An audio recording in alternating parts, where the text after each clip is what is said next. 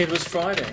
School had finished, and while we hadn't exactly left school together, we were walking our separate ways together. He is very fat, even for a teacher. His belly went as far forward as it did to each side. The effect was to make him appear as a tennis ball with arms, legs, and a head. He spoke in a clear, tenor's voice. He asked lots of questions, but also volunteered a lot about himself. I thought he was kind and useless to me. He meant well, but he only knew about his world and only guessed about mine. Around us and at a discreet distance, other kids walked their separate ways. I wouldn't walk with them, and they wouldn't walk with me. Some were older, and they were ahead of us and getting further away.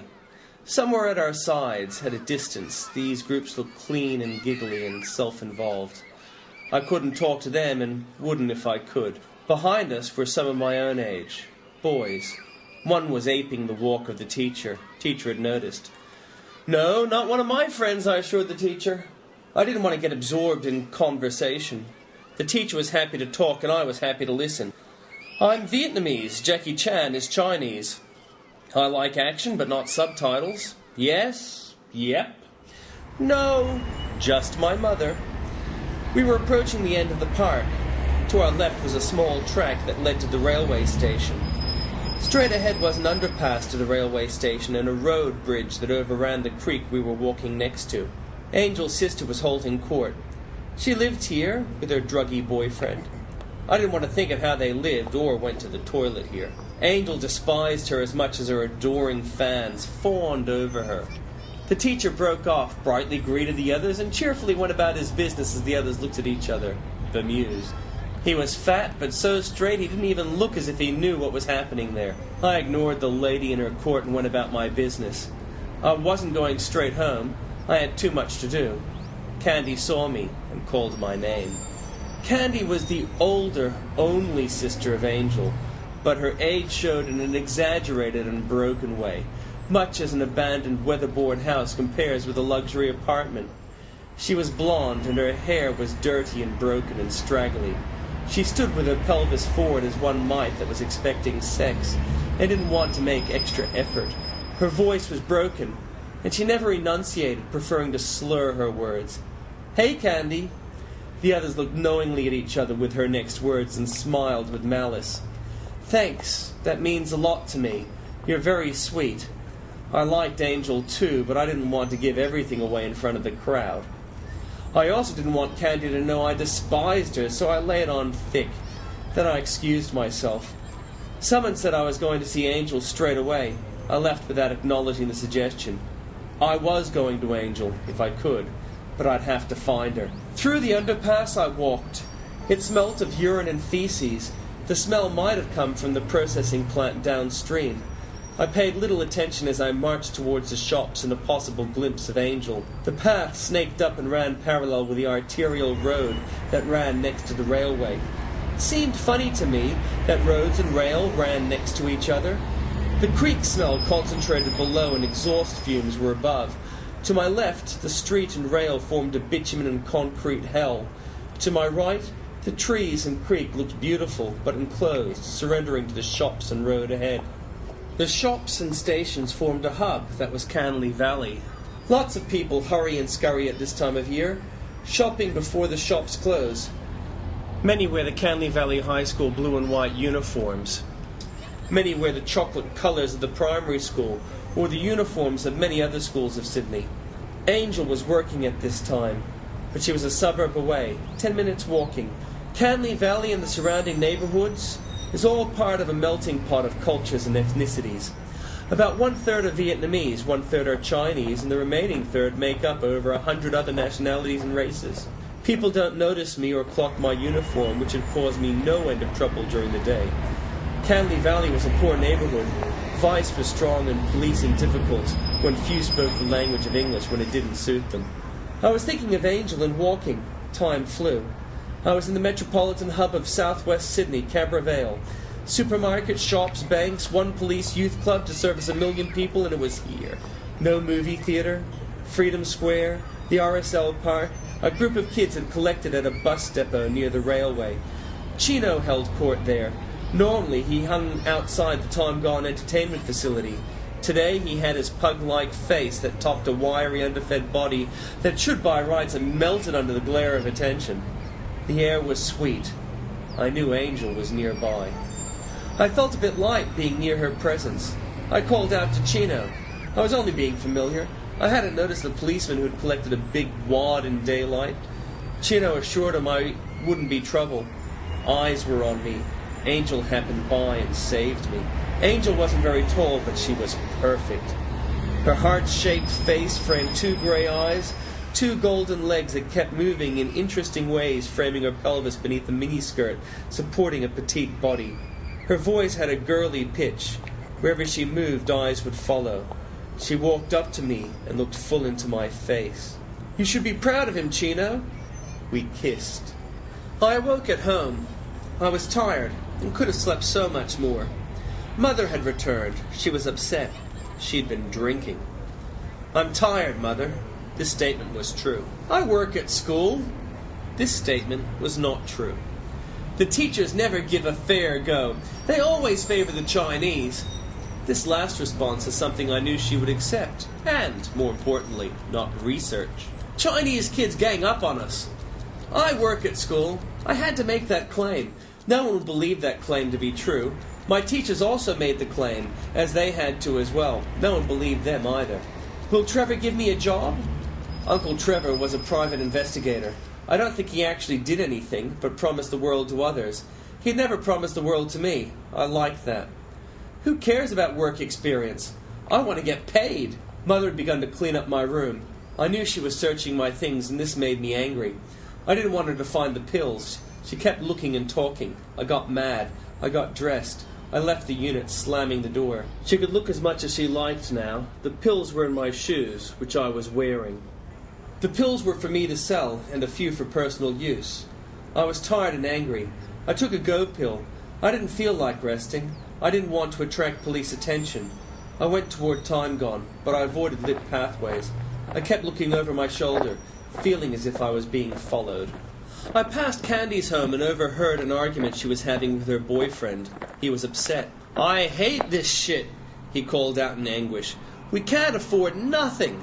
I stopped myself from laughing at that last statement. In fact, nothing was all he could afford. I knew where this loud conversation was heading, but I listened, fascinated to hear them work out why it was they had nothing. "Don't lie to me." "No, we don't. You're always saying that." "Fritter doesn't know. Fritter knows shit. Fucking shit. No fucking shit." "I'm sorry, baby." "I'm sorry." "I'm sorry, baby." "We don't own a unit. Not one fucking bed." "I'm sorry, baby." "What are you gonna do? Become a house?" "I'm sorry, baby." "You didn't share it with me, did you? You never share. What about me?" I gather he hadn't scored earlier. He couldn't afford to. Now he's bemoaning the fact that they didn't have what everyone else has. As I walked, I had this feeling of being followed by Mother. It was as if she were creeping behind and not calling out. Surreptitious, like when she scanned my room while I was there. I could feel her eyes. First stop was back to Chino's sweatshop, located close to PCYC in Time Gone. If Mother wanted to follow me to Chino's, that was her lookout. Chino had ways of dealing with unwanted observers. I marveled at how quickly Angel had protected me from Chino's security. Chino's little office was the administrative room of Time Gone. There were 3 easy ways to get to it. One was through the front door of Time Gone, next to the discount furniture and electrical goods warehouse shop front. That was closed out of hours. The glass doors locked. It was opposite Canberra railway station, which was manned 24 hours a day. I wasn't going that way. Another way to Chino's office was through the car park to the warehouse. The shutter doors were part of an automatic system. I wasn't going that way. Pedestrian access to the car park was behind the shops. Chino kept people on watch there. That would be my route. I didn't know the twists and turns, but then I didn't have to. The policeman was there. "We're cool." "No, sir, no disrespect meant. I'm going to see Chino now." He laughed at me, but he left me to continue. I was met by a couple of young men. Nothing they did told me, but I thought that they were dangerous and armed. They took me to a room. One left for a while, and then, when he returned, they escorted me to Chino's office. I hadn't noticed, but they had searched me. Chino's little office was lit and he was busy with phone calls. He spoke calmly and lightly, but everything he said and suggested threat and death. He looked at me and spoke. "Yes, I'm Angel's friend," I acknowledged. "No, she doesn't know I'm here. What did he want to know that for? Was he sussing me out? What did Angel have to do with him anyway?" "I'd like to work." He explained he wasn't going to give me money to have a dirty weekend with Angel. He said I was useless to him if I wanted to work. But if I wanted money, he would tell me how to get some. I want money. Monday morning. School wasn't any different, but it was worse. I didn't have any equipment, as that was at home, in my school bag. Most teachers didn't notice. It was a game that they played, making me look dumb. I knew that the secret to success at school wasn't to be noticed. Being bagless attracted attention. I had my weekend takings, I had my pills, I hadn't slept all weekend. Mr. eBay taught wood. I didn't know his name, only what others seemed to call him. He was upset with me for not having a bag. He also taught electronics, so I suppose his question was understandable. But it seemed funny to me. How's my not finishing homework for wood got anything to do with me being electrocuted? It was the wrong question to ask. He began to get more animated and talk louder. He demanded to know my name, and so I looked confused. He repeatedly asked me, and so I gave him my third name, Hung. "Everybody calls me Hung." I pointed to my name on his clipboard. He became very sarcastic. "Your name?" He wanted me to tell him what his name was. "Mr. Ebbe?" I had decided to flatten the E a little. This seemed to satisfy him. He didn't correct me. He just became more sarcastic. Then he let me back into the woodwork room. The others looked knowingly. "I don't know why he got upset," I said this loudly enough so that he could hear it. His face changed color. Very amusing. He didn't take it further. Monday after school. It was Monday. School had finished, and while we hadn't exactly left school together, we were walking our separate ways together. That fat teacher again. He kind of continued from where he left off. "No, I don't play chess. I don't play games at home. My mother's too busy. Too busy drinking," I thought. "I visit friends. Home is small." Some kids from my year were walking behind us. One was aping his gait, and he noticed this. "No, they're not my friends." Candy was holding court at her makeshift home, which wasn't good enough for her boyfriend. The fat teacher waved cheerily and rolled away. He was out of earshot when Candy said, "I'd be an all-right brother." I left for home, exhausted. I'm tired. No one is home. I sleep. Mother starts talking the moment she's found the weekend takings in my shoe. She hadn't waited to look further, and so she missed the pills in the other shoe. I snatched my shoes as quickly as she claimed the $5,000 in cash. "I haven't done anything illegal. That's for my friend. He wants me to hold it for him. Give it back. It isn't mine. That isn't fair. Do you want me to get into trouble? Do you?" I'd thrown on some outdoor clothes and slammed the door as I left. She kept my cash. She'd probably blow it on alcohol. It had been my first pay from Chino, courtesy of Angel. My first real pay ever. I remember Chino saying, "This is more than a dirty weekend. You want work? Get a job. You want money? You do what I tell you." It is dark. I am tired. I go to find Angel, confident she can help. I don't know where she is. I want to find her. I don't think Chino would tell me if I asked. I don't think Chino will even see me if I haven't cash for my pills. I get a pill for my shoe. I can't swallow it without liquid.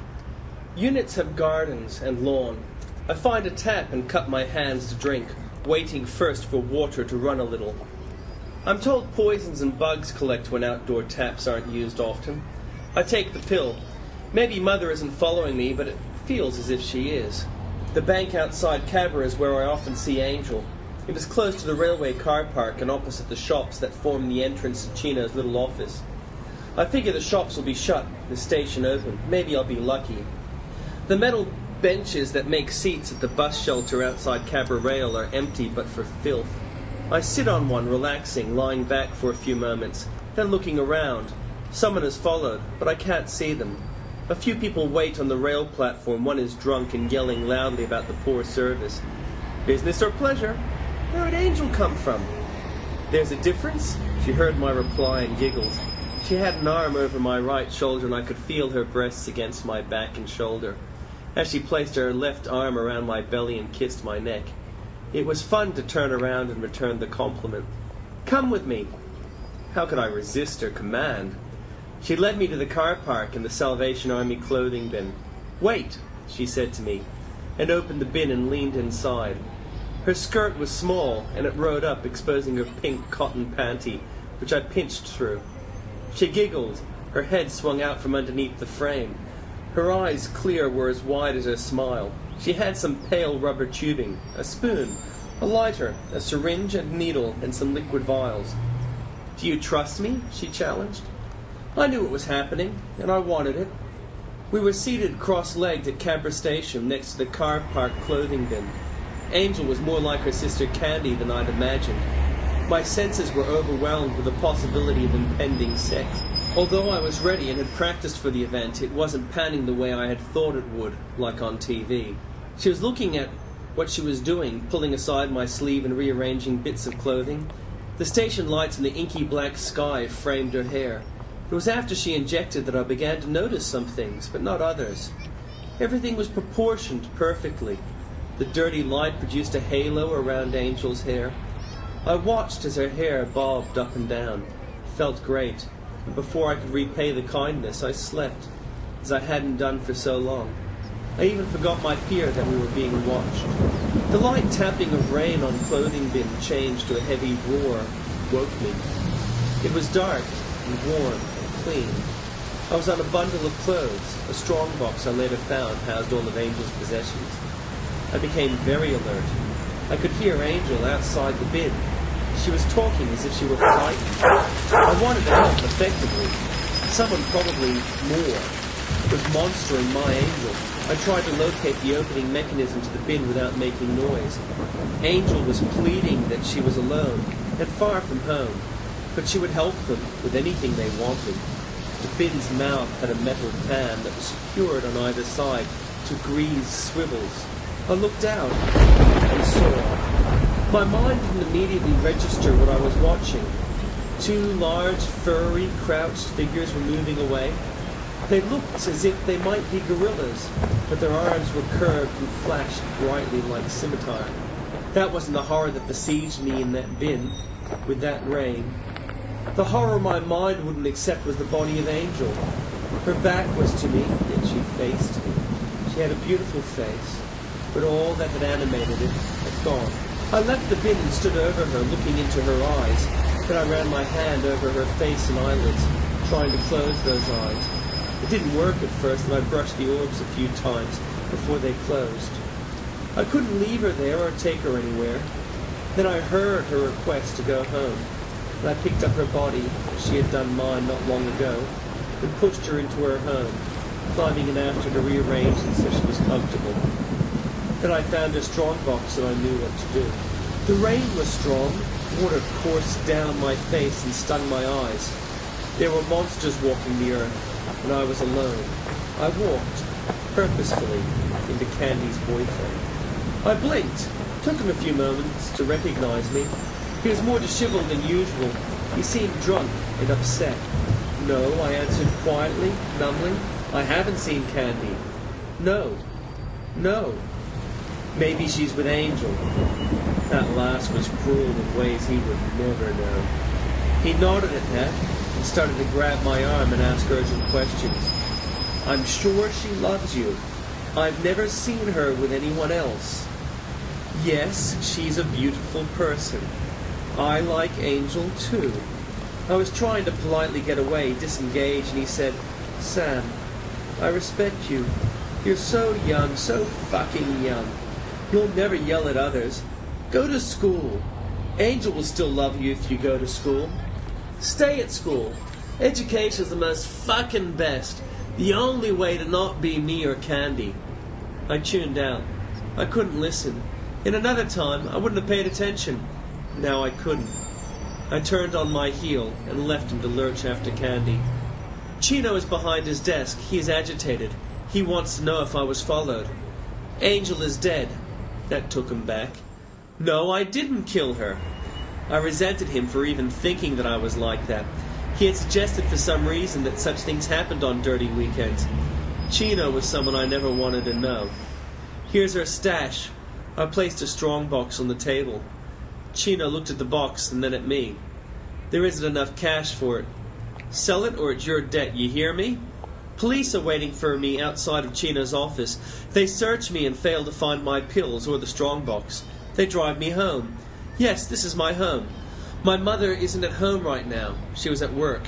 Drinking is a full-time job. I don't know how I can prove I live here. We don't have pictures or things. My uncle will vouch for me. He's a PI. He's going to give me work experience. When they finished laughing, they asked for his name. A quick call over their network and they phoned my uncle. The policeman handed me the phone and told me to talk to my uncle. I did. He sounded distracted and upset. Yes, uncle, I'm going to school. No, uncle. I handed the phone back to the policeman. He talked to uncle and then said I could go home now. Going home after school, Tuesday, Candy holds court. She wants to score. I know it wouldn't be profitable to sell to her. I'm tired, and I take another tablet. I stay awake, and it dawns on me. Those monsters are tracking me when I take the drug. I sell after school at the station. That is safest. I don't go home in the evenings, but sleep near the clothing bin of Cabra Station. Friday evening. $12,000 cash. I sold at cost. All of it was Chino's. It is night. It feels as if I'm being followed, but I haven't taken a pill. I go to Chino's back door. No one is there. I follow the corridor to the office. Chino is at his desk. He was slumped over, his face looking backwards like Angel had. I looked at the phone. Would I get into trouble for being here? What should I do? My uncle's on the speed dial. I call him. I'm at Chino's. He's dead. It sounds hollow to me, yet I had hated Chino. Yes, I see them. Petrol drums at the door. Yes, I've gotten the tapes. Yes, I have the cash. About $50,000. Actually, about $150,000. I hang up and spill one drum of petrol around the office as directed. I light the office with Chino's lighter as directed. I give $20,000 to the policeman outside as directed. I let the policeman take a further $20,000 after he discovers it in a search as directed. I go to Cabra Station and wait for a train to the city as directed. Why did I still have the money? That cop should have found it. He pulled $20,000 out of my underwear and yet missed $110,000 in my bag. I had some of the choicer drugs from Chino's office. Smoke billowed behind me. Firemen clamored and ordered. Police restricted. I was waiting for a train. I hadn't killed Chino. I'd found him dead. Uncle Trevor had told me how to leave the office without leaving evidence that I'd been there. It is Friday evening. I've not gone home since Angel, my young junkie sweetheart, had been killed last week. Those pills were either making me paranoid or sending a signal to murderous creatures that had taken Chino and Angel, leaving Candy, Angel's older junkie sister. I was numb with hurt. I was afraid of being pulled aside by police or thugs wanting the money and gear. I wouldn't go home to Mother. She had taken my first pay. Instead, I was going to meet Uncle Trevor at Wynyard. I bought a ticket from a machine without flashing wads of cash. Most of the people at the station minded their own business, all should have. A dumb drunk called out to me. I ignored him, hoping he would approach a livelier group down the platform. He would have none of it. He put his hand on my shoulder and leaned close to my face. I didn't like to be touched, never had. In the white areas, people stared at me. In the Asian areas, people treated me as scum because that is what my mother is. Now this drunk was touching me. When sober, he'd have ignored me. My heart beat faster and I tried to remain calm in the face of his fetid breath. I didn't want to attract attention. He said I was too young to be out at this time of night. He indicated the fire and commotion. I stared at him in horror. This lonely drunk wouldn't be redirected or respect my personal space. Go away and stop touching me. I said this loudly enough so that the others in the station would hear. You could almost feel the drunk wince with a rebuff. He began to protest innocence of molestation. I understand you have no friends, I continued heartlessly. If you have friends, where are they? Leave me alone. I held my voice loud and level. He shuffled off, wounded.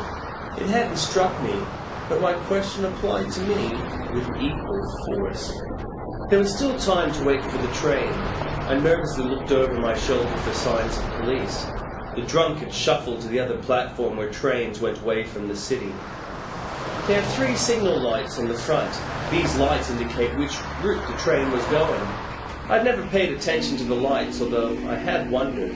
The top 2 lights were off. I wonder what that meant. It really didn't matter to me as they all went to the city. The door to the train didn't open where I was standing. It was secured with bright yellow and red tape that read, "Warning, malfunctioning. This door is not working. Warning." I nipped into an adjacent carriage, the unconcerned whistle of the train guard whistling approval to the driver that all was clear. I'd chosen a carriage that had a junkie couple with a pram. Upstairs was a group of university kids, Chinese I thought, probably Mandarin speaking, while downstairs a group of Middle Eastern boys were collected for a hot night out. The carriage jerked in response to the lead carriage moving, and between the carriage with a broken door and the one I was in, a beggar girl stepped. I'd seen her on trains before. She seemed to feel it was her job to collect for the needy. If you said no, she'd become more insistent. If you looked cold to her needs, she became rude and abusive. The junkies knew how to handle her, though. "Did you see the fire?" "Please, I need some money to make a phone call." It was the same line she'd used last week. The friendliness of the 2 junkies led her directly to me as a third party. "I said to you last week that I had no money for you and you got rude." I was being direct and meeting her rudeness proportionately. If she got upset, I could laugh at her. She seemed to know she was outmaneuvered, so she turned to go upstairs and face the students. The 2 junkies became emboldened by their success and repeated their question, this time to me. I tried to give a non-committal response. The junkies decided to talk about me between themselves loudly. "Is that your child?" I asked, this because it would take them a while to realize the insult. I smiled at the same time, which I thought would gratify them. I was amazed that the skills my parents gave me would prove so useful. Only dumb people seemed to fall for my false sincerity and misdirection. Users, like the beggar girl, stayed away and called me a smart-ass. I'd never really met a smart, sympathetic person, even Angel. I didn't want to think about her. Yet I had to think about Angel. I was numb and being eaten away and had no one to talk to. I might have talked to many, but all that I might have talked to had no interest in my affairs. I met Angel, and she died. I kept stopping there. I slept close to where her body was interred, even when magpies began to collect around the scent of rotting flesh. I followed a sequence of events leading up to her murder. I followed the sequence away, and when I reached back to the train, I overheard the students challenging the beggar girl. "No money, sorry, but I have a mobile phone. Who would you like me to call?" "Will they sell me drugs?" A girl's giggle followed with, "Couldn't you find a better excuse?" Suddenly the beggar had become like my mother, and I loathed her more. The boys downstairs were becoming rowdy and had started on their favorite topic of hating the United States of America. "They deserve every death they get. They love Jews and they hate Muslims. They could do the world a favor by dying." A middle-aged fat man with an American accent had joined the conversation. "The SLA didn't exist," said one boy hotly. "That's just another lie told by the Jews." Apparently, the southern Lebanese army had worked with Israelis to prevent the worst atrocities of the Lebanese Civil War. This was an uncomfortable truth to the boys. "What about the Afghan farmers? USA promised compensation for them not to grow drugs, and never paid. Why should anyone trust America again if they don't honor their promises? They had no right to go into Iraq. They only wanted the oil." The boys had long ago stopped using connected logical statements. They punctuated each supposed outrage with another slogan. The fat man remained calm. The beggar girl sat next to me. She hadn't needed to, but she sat close. Her leg touched mine. The boys were talking about Palestine. I put a hand on her knee and it slid up her leg. Turning to her, I put an arm around her and kissed her. Her mouth opened and I could taste her. I could taste sweat and vomit. She wasn't Angel, nor Candy. The train was sliding through the tunnels to Wynyard. Although I have no memory of what followed, I clearly recall her taste. There was more than I listed.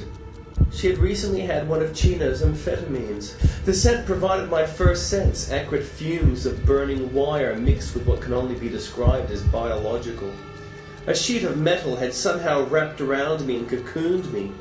My head was almost clear of the cocoon and my shoulders could slip through the opening. A hand appeared before my eyes. It was held open, waiting for me to grasp it. A voice, clear as a bell, girly, was giving instructions that my mind wasn't registering. Still, I slipped both hands into hers and was pulled from my cocoon. My pants had slipped off and part of my leg seared with the heat from the cocoon. I knelt in my underpants before my saviour, unhearing, unseeing, the scent of burning metal and flesh. "Come on! Get out of here!" The voice of my angel. I was moving to the commands. One of my arms was held into my side as a bird holds a broken wing. One leg didn't bend very well. I staggered as she half led, half pulled me towards this enormous hole that used to be the end of the train carriage. "Help me!" An arm extended from a burning hull. "Help me!" A voice from beneath the metal facade called. "Hang on! These people need help!" Angel kept leading me. "Wait, Angel, wait!" She stopped and looked at me. She was dressed in her customary cotton dress with high skirt.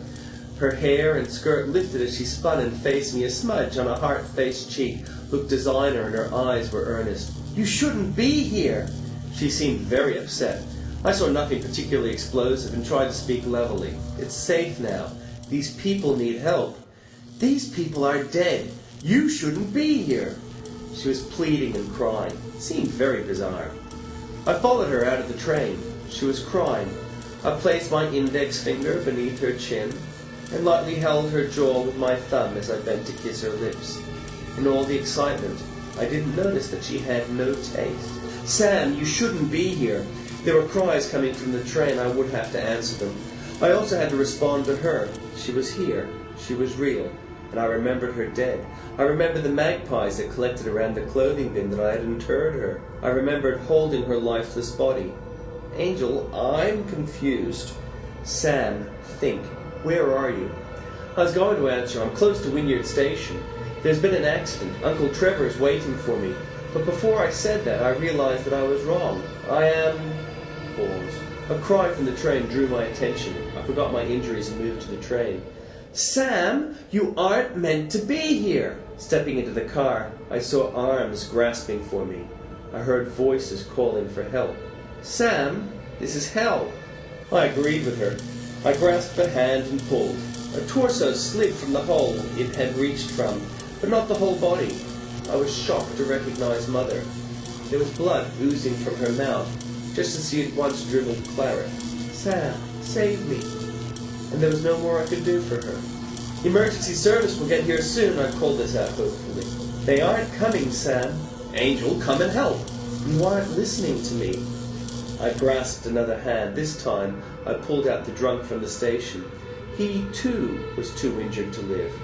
"Sam, son, save me." I threw myself onto where the stairs should have led up, but because the carriage was on its side, it was actually to the left.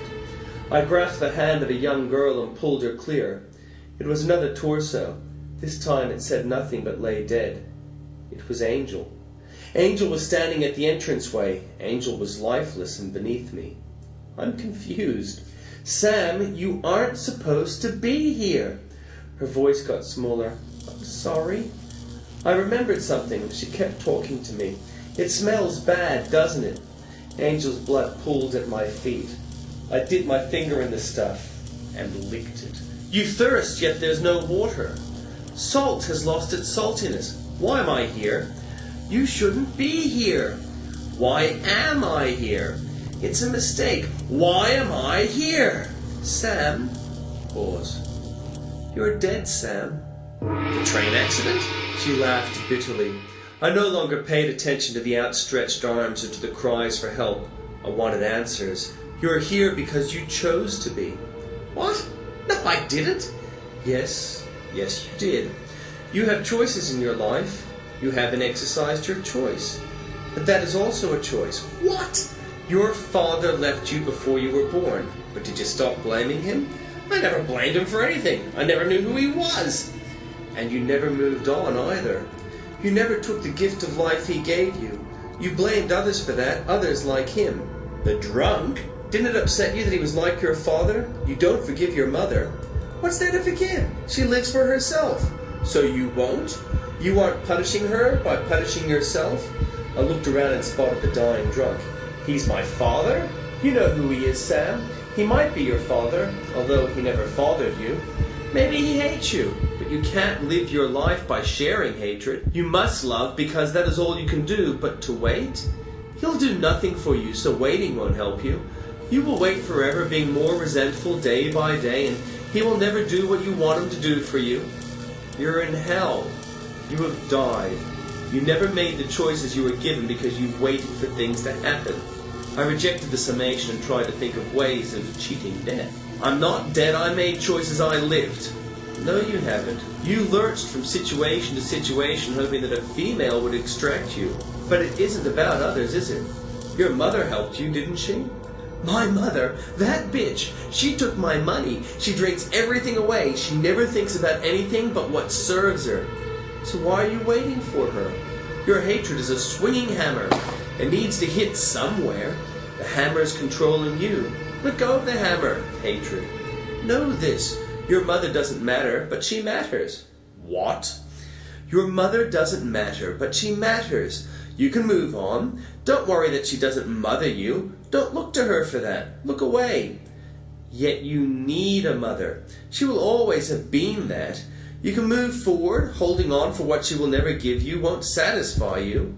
When I first met you, I was attracted to you because, although you were paralyzed and dying, you had life. I tried to give you your life, but you stopped. You chose death. But you haven't embraced death yet. You're waiting for Mom and Dad and friends. What else is there? There is love. Don't wait for the others. Live your life. I'm trying. Don't try, do. Look, you waited here. You've done your time. You can go now. Go? Kiss me. I'll show you. So I moved to her, to kiss her, to be with her as I should have been when she died. And that was how I found her. Again. The smoke had obscured the fact that the surroundings of the carriage were sparse. A dead-drop crevasse on one side and a wide Martian sparscape on the other. I stepped into the sparscape, leaving the bodies and the cries behind. I walked. I felt the heat of the wreck radiating behind me. I walked. My legs didn't always respond the way I wanted. I walked.